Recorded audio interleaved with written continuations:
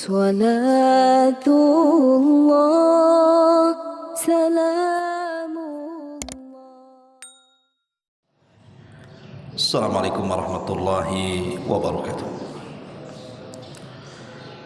Alhamdulillah wassalatu wassalamu ala rasulillah wa ala alihi wa sahbihi wa mawalah wa la hawla wa la quwata illa billahi wa ba'du. Alhamdulillah, di pagi hari ini, pagi terakhir kita melaksanakan sahur tadi dan juga puasa terakhir tentunya, di mana besok kita akan berhari raya. Maka pembahasan di pagi hari ini nasihat di akhir Ramadan. Ma'asyiral muslimin yang dimuliakan Allah Subhanahu wa taala, ada seorang ulama yang dikenal dalam sejarah, seorang alim az-zahid al-abid, namanya Bishr al-Hafi rahimahullahu ta'ala. Bishr al-Hafi rahimahullahu ta'ala mengatakan, inna qauman yata'abbaduna wa yajtahiduna fi Ramadan. Sesungguhnya ada beberapa kaum yang saat Ramadan mereka beribadah dan sungguh-sungguh melaksanakan ibadah. Tetapi setelah keluar Ramadan, mereka tidak sesemangat di bulan Ramadan dan tidak sesemangat ibadah di bulan Ramadan. Apa kata beliau? Bi'sal qaum, qaumun la ya'rifuna Allah haqqan illa fi syahri Ramadan. Maka seburuk-buruk kaum adalah kaum yang seperti itu. Mereka tidak mengenal Allah dengan sebenar-benar pengenalan kecuali di bulan Ramadan saja. Inna salihah alladhi yata'abbad wa yajtahid as-sanatu kullaha. Harusnya orang baik, orang saleh itu mereka beribadah dan bersungguh-sungguh as-sanata kullaha, dijadikan satu tahun itu semua Ramadan. Satu hari ada seorang laki-laki menemui Amirul Mukminin Ali radhiyallahu anhu, dan saat itu sedang berada di Idul Fitri. Fawajadahu yatanawal khubzan fihi hashuna, di mana Amirul Mukminin Ali radhiyallahu anhu mendapati di hadapannya itu banyak makanan, roti yang sangat enak sekali. Maka orang ini mengatakan, ya Amirul Mukminin, yaumu idin, hari ini hari Id, wa khubsun khashin, dan hari ini hari makan roti ataupun makanan yang lezat di hadapan kita. Maka Ali radhiyallahu anhu mengatakan, al-yaum idun man kubila siyamuhu wa qiyamuhu, idun liman ghufira dhanbuhu wa syukira sa'yuhu wa qubila amaluhu. Al-yawma lana idun wa ghadan lana idun wa kullu yawmin la ya'sillaha fihi fahuwa lana idun. Kata Ali radhiyallahu anhu, dia menasihati,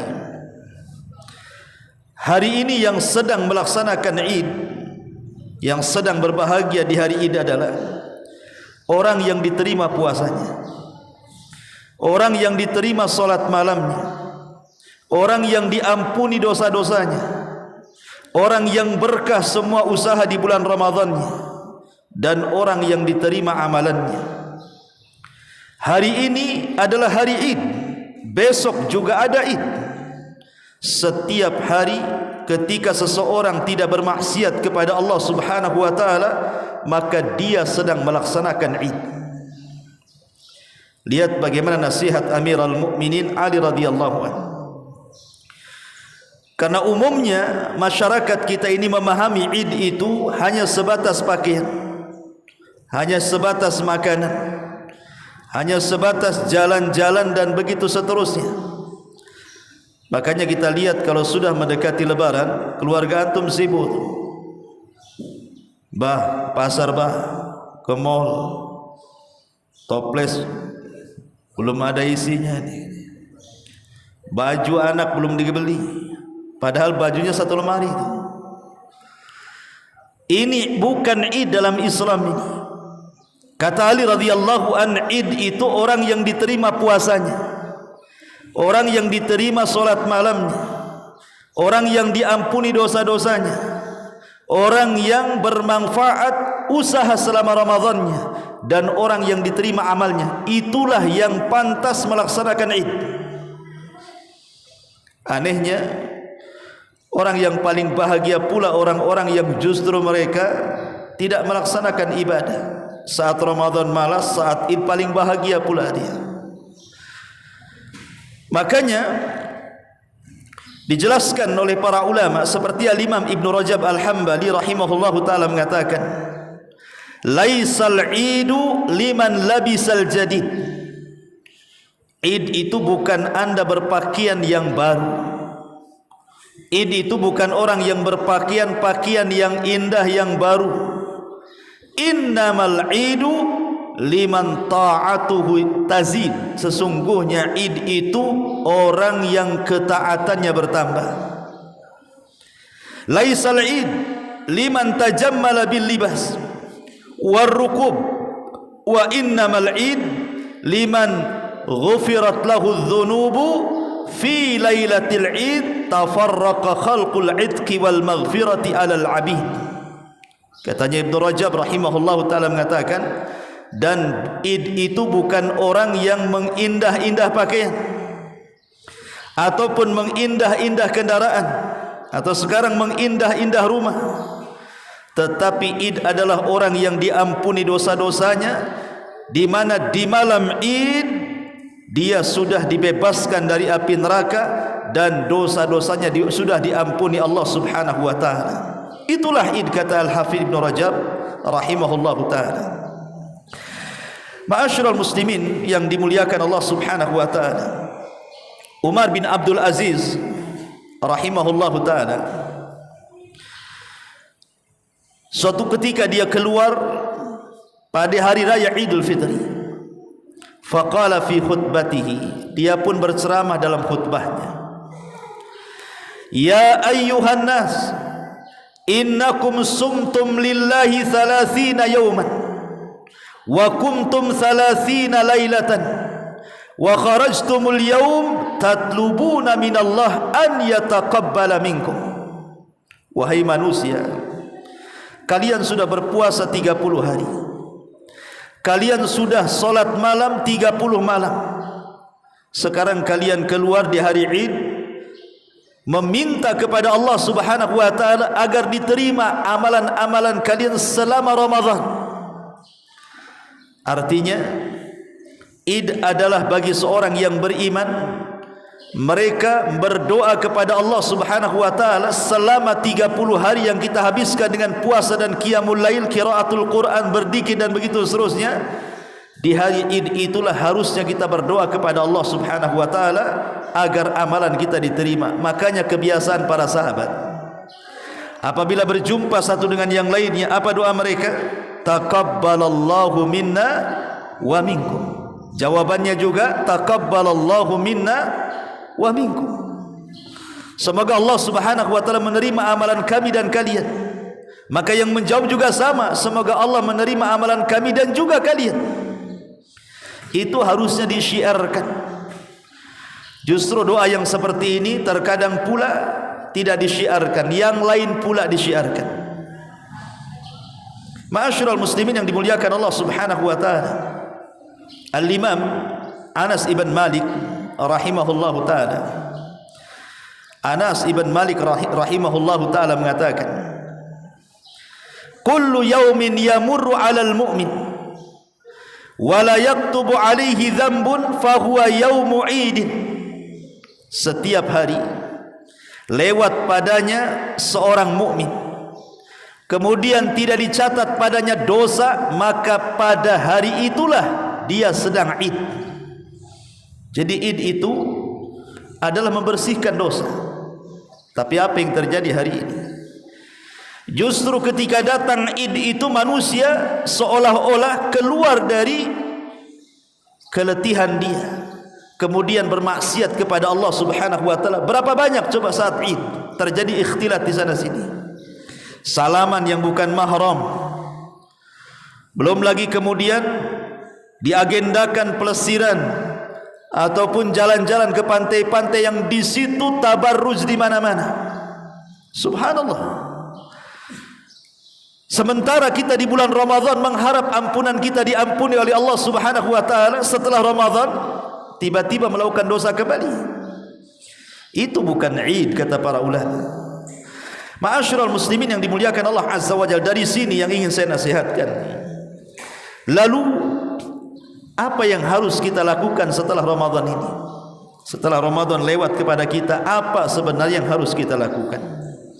Yang pertama, berdoa kepada Allah Subhanahu wa taala, jangan sampai hati kita yang sudah terbiasa ibadah di bulan Ramadan tiba-tiba kemudian intikas. Intikas itu artinya berpaling, kesibukan Ramadan hanya sebatas Ramadan, luar Ramadan beda pula kemudian aktivitasnya. Dari sini Nabi SAW mengajarkan satu doa yang selalu dibaca Nabi SAW dari Ummu Salamah radhiyallahu anha.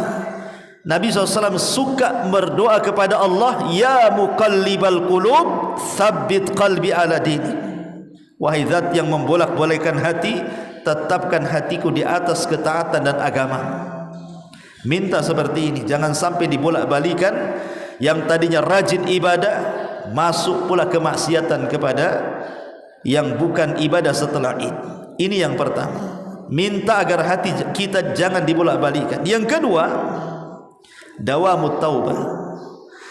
Teruslah meminta ampun kepada Allah Azza wa Jalla. Kalau Ramadan jelas malamnya malam ampunan, siangnya juga siang ampunan.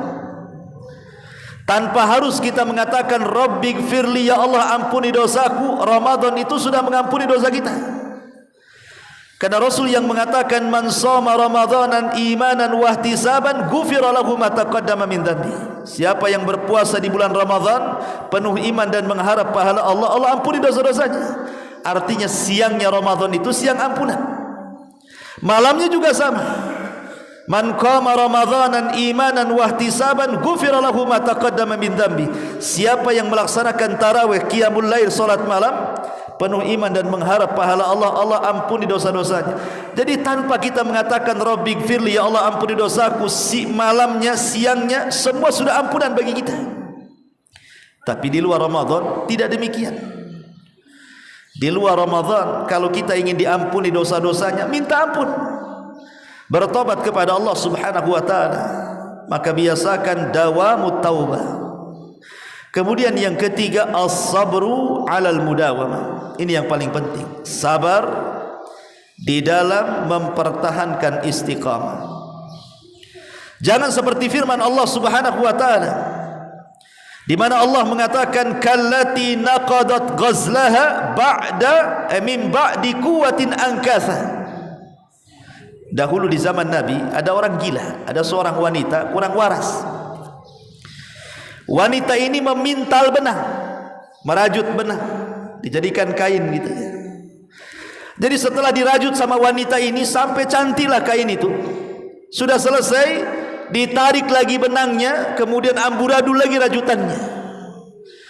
Maka Allah Subhanahu wa taala mengatakan kallati naqadat ghazlaha, seperti wanita yang kemudian menarik rajutannya sehingga rusak kembali, mim ba'di quwwatin ankatha, padahal sudah dirajut sedemikian rupa.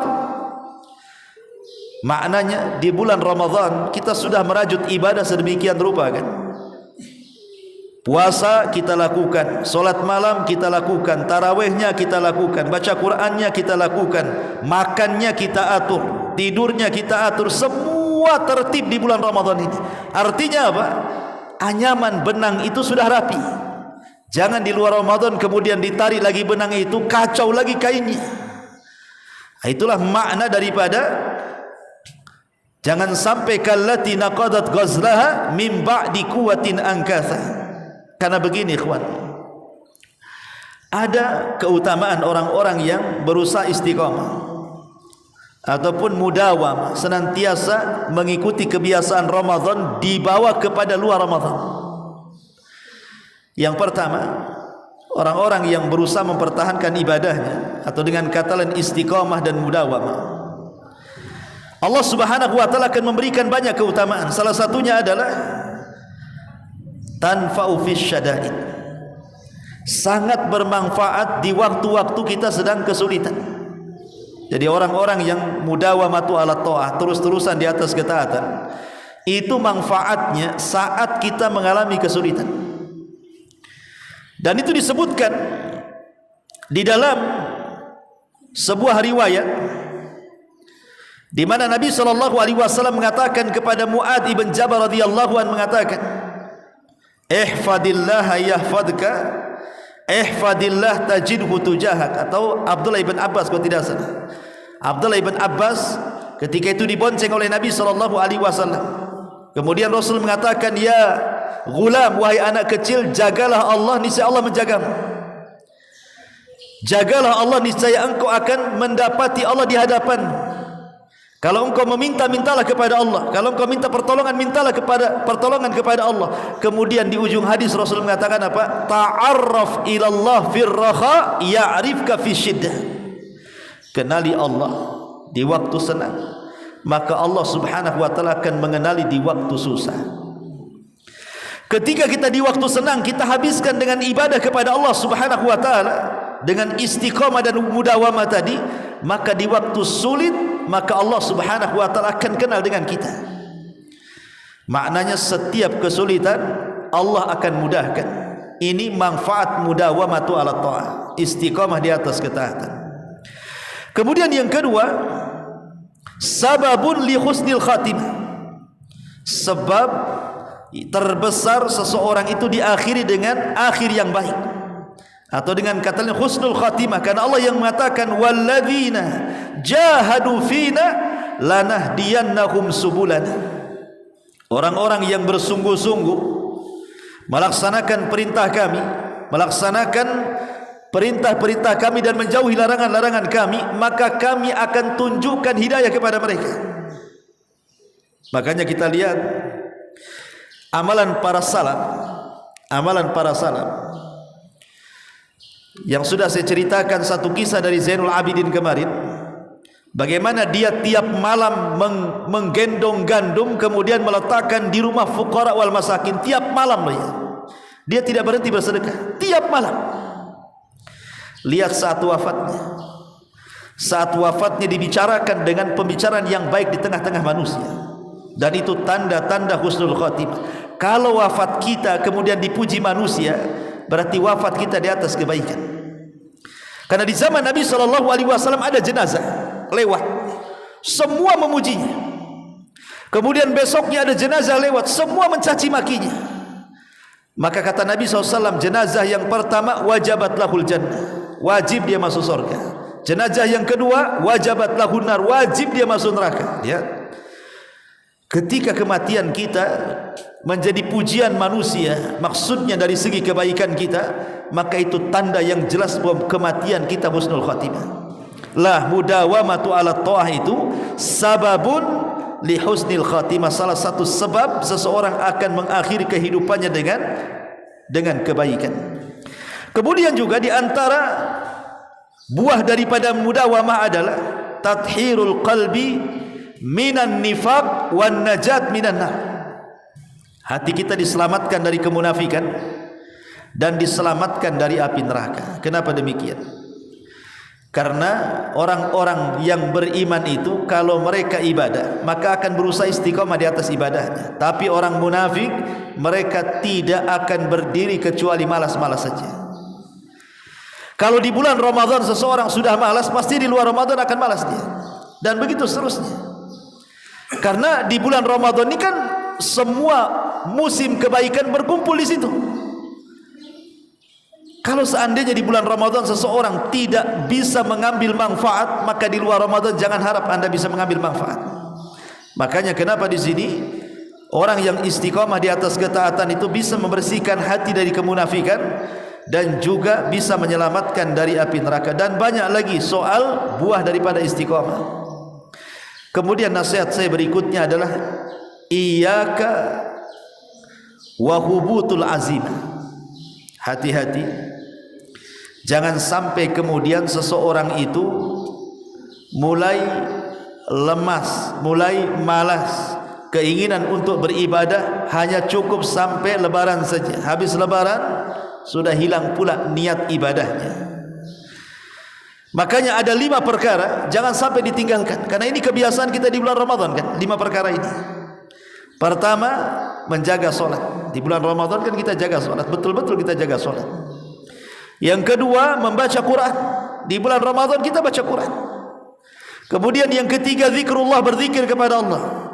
Kemudian yang keempat, berkawan dengan orang baik, karena orang iktikaf itu tidak mungkin yang masuk kecuali yang baik.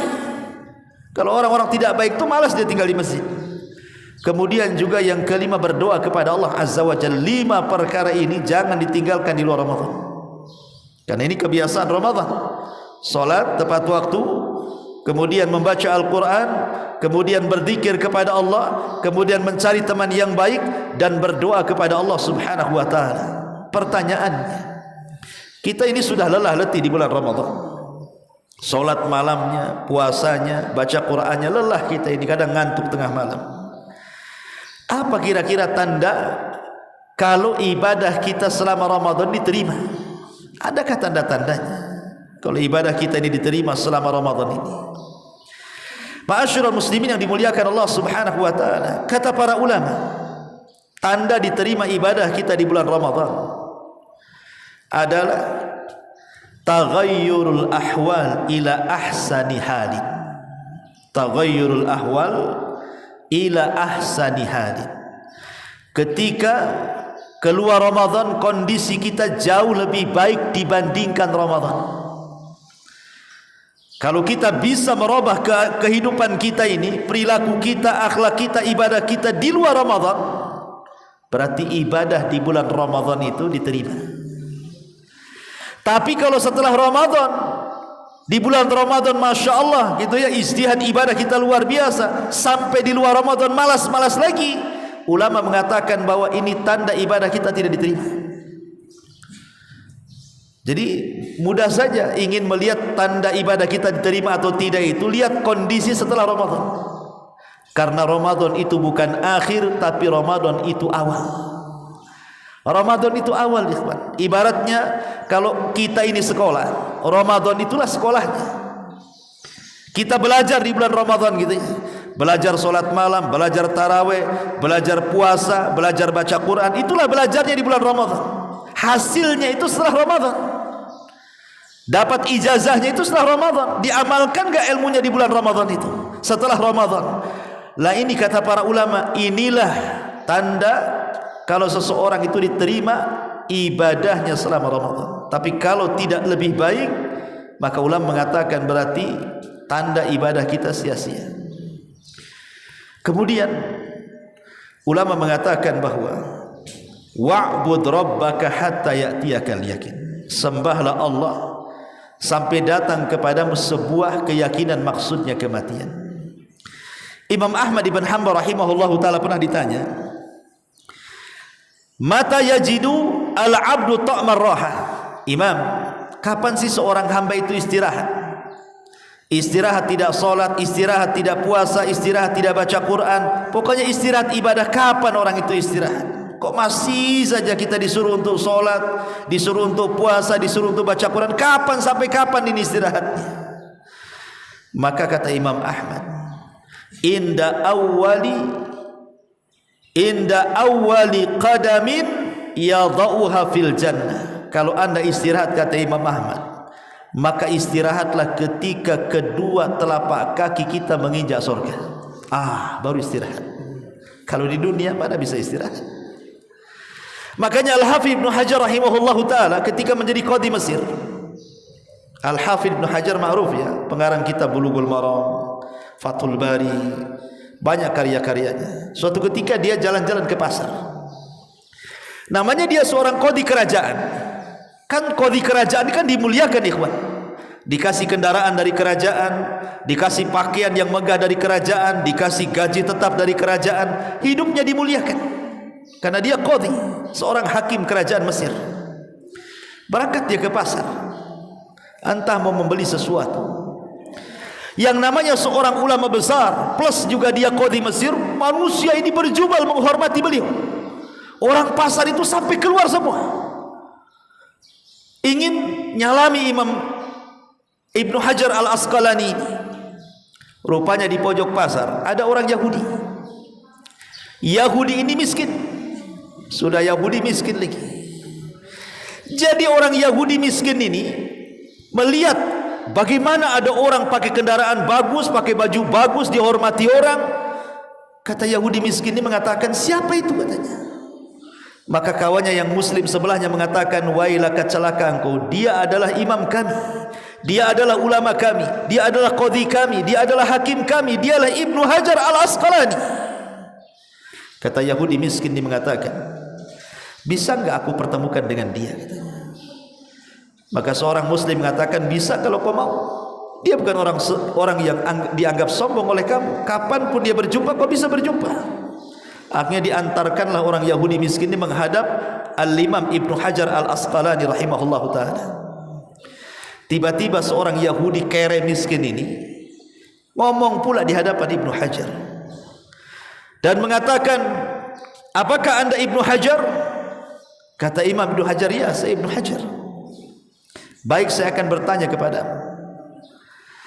Kemudian dia mengatakan, ya Imam, saya pernah mendengar satu sabda nabimu, bahwa nabimu mengatakan, ad-dunya sijnul mu'min wa jannatul kafir. Dunia ini penjara bagi orang yang beriman, tapi sorga bagi orang kafir katanya. Kalau menurut saya ucapan nabimu ini tidak benar. Kata Imam Ibnu Hajar, bagaimana kau katakan tidak benar? Kemudian dia mengatakan, saya ini Yahudi, menurut pandanganmu saya ini kafir. Dan lihat kehidupanku katanya, susah payah, kehidupanku kere miskin katanya. Mana ada surga bagi saya? Yang ada ini penjara di dunia ini bagi saya ini. Tapi engkau, bagi menurutmu Ibnu Hajar, bahwa ini seorang mukmin, tapi lihat hidupmu, kudamu bagus, pakaiannya bagus, digaji pemerintah, kau dihormati orang, surgalah bagimu. Katanya dunia ini surga bagi orang yang beriman. Dunia ini penjara bagi orang yang beriman, surga bagi orang kafir. Rasa-rasanya terbalik ini kalimat ini katanya. Coba bayangkan. Maka Al-Hafidh Ibnu Hajar mengatakan, baik, saya akan jawab syubhat di kepalamu katanya. Maksudnya dunia ini penjara bagi orang yang beriman dan surga bagi orang kafir, bukan di dunia, tapi bandingannya di akhirat, kata Ibnu Hajar. Saya walaupun diberikan kendaraan mewah, baju bagus, gaji dari pemerintah, saya belum beristirahat beribadah. Saya masih harus sholat, saya masih harus puasa, saya masih harus talabul ilmi, saya masih harus baca Quran, saya masih harus beribadah kepada Allah Azza wa Jalla. Belum ada istirahat bagi saya. Istirahat saya kelak kalau sudah sampai di sorga, kata Ibnu Hajar.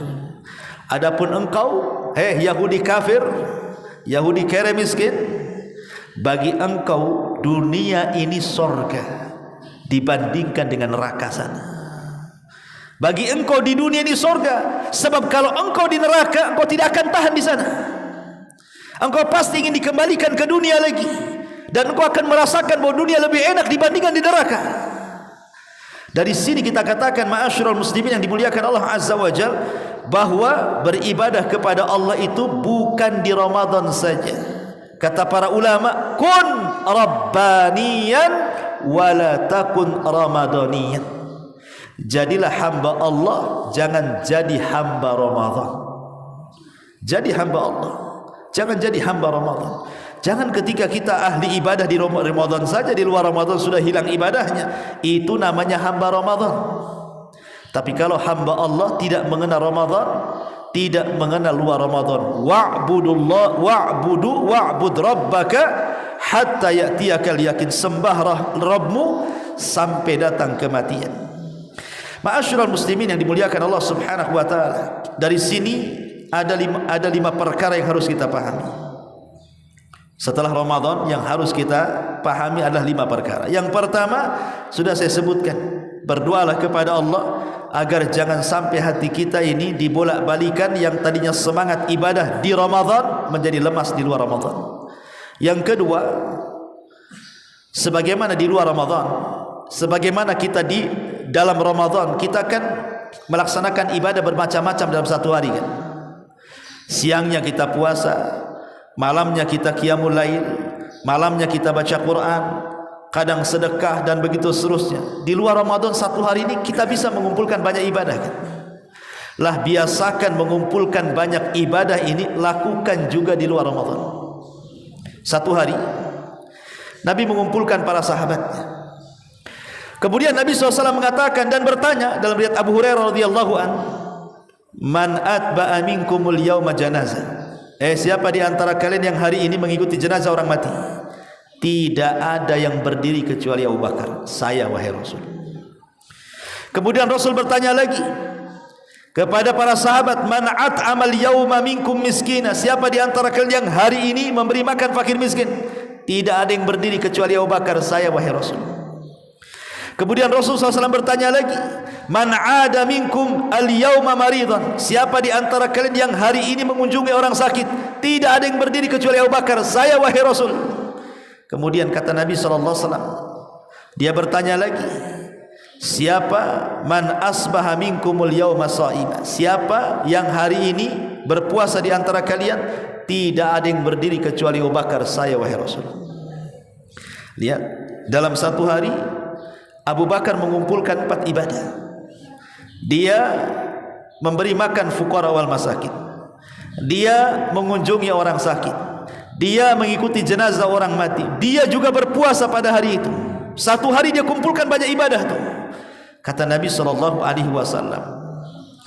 man majtama'na fi mri'in illa dakhalal jannah. Tidaklah 4 perkara terkumpul dalam satu hari pada seorang mukmin dipastikan masuk surga dia.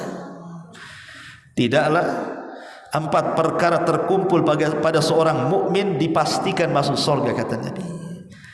Maknanya di sini, kalau di bulan Ramadan kita bisa mengumpulkan ibadah banyak dengan berbagai macam ibadah di bulan Ramadan, maka biasakan itu juga di luar Ramadan.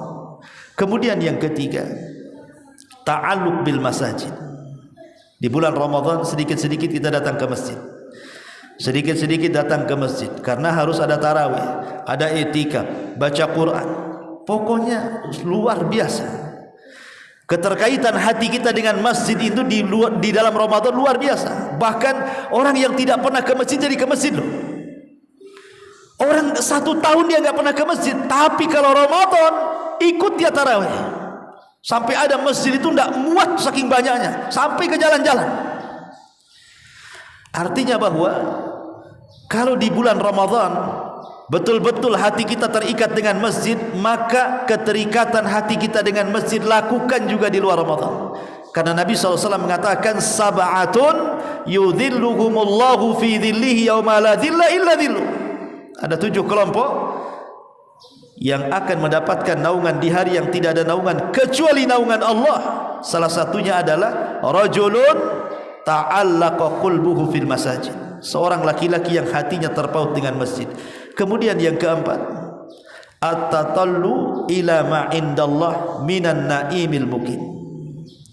Biasakan seseorang itu mengingat-ingat nikmat Allah yang kekal, maksudnya surga.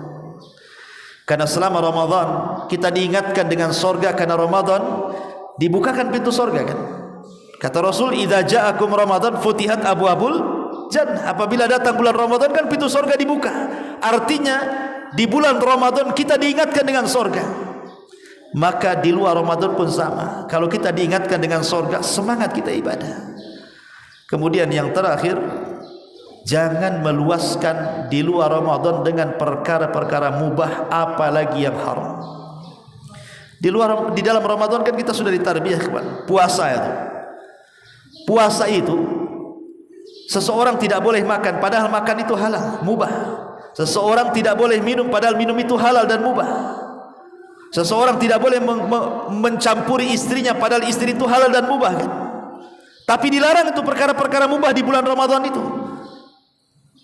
Maka perkara-perkara yang mubah saja dilarang di bulan Ramadan, apalagi yang diharamkan.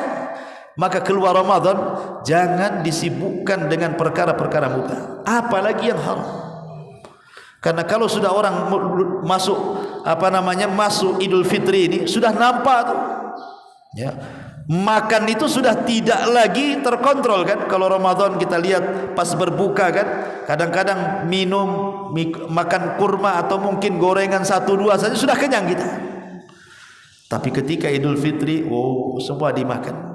Karena setiap bertamu ada toples di depan kita. Nanti ke tamu ke rumah ini ada toples lagi. Terkadang mau kresek pula gitu ya. Artinya di sini ikhwatu fiddin, kalau perkara-perkara mubah saja bisa melalaikan ibadah, apalagi yang haram. Maka berdoalah kepada Allah Subhanahu wa taala agar ibadah kita diterima, karena 6 bulan setelah Ramadan para ulama menangis berdoa kepada Allah Azza wa Jal agar ibadah mereka di bulan Ramadan diterima oleh Allah Subhanahu wa taala. Subhanaka bihamdika asyhadu an la ilaha illa anta astaghfiruka wa atubu ilaik. Allahu ta'ala. Assalamualaikum warahmatullahi wabarakatuh.